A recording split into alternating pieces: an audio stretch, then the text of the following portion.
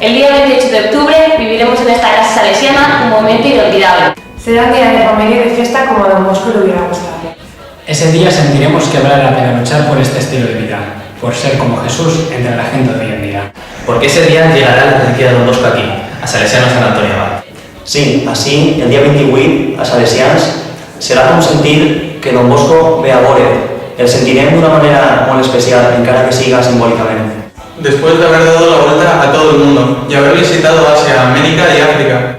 Ahora que visitan nuestro país y después de haber recorrido total a nuestra inspectoría, su reliquia estará 2 días en nuestra casa salesiana antes de continuar su camino hacia Aragón y Cataluña.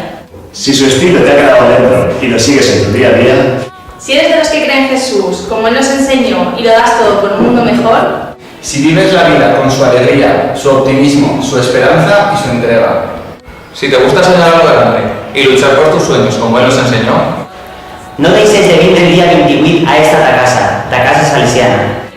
Y chun, celebrar que Don Bosco está entre nosotros. ¿Te lo perderás? Te esperamos.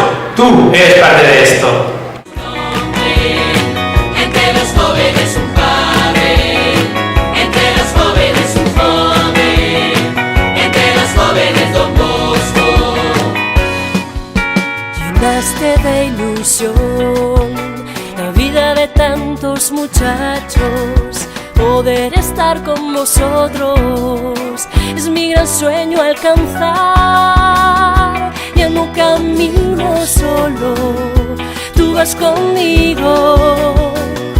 Ya no camino solo, Don Bosco amigo. Entre los jóvenes un hombre, entre los jóvenes un padre, entre los jóvenes un joven, entre los jóvenes Don Bosco, entre los jóvenes un hombre, entre los jóvenes un padre, entre los jóvenes un joven, entre los jóvenes Don Bosco, entre los jóvenes un hombre, entre los jóvenes un padre, entre los jóvenes un joven, entre los jóvenes Don Bosco, entre los jóvenes un hombre, entre los jóvenes un padre.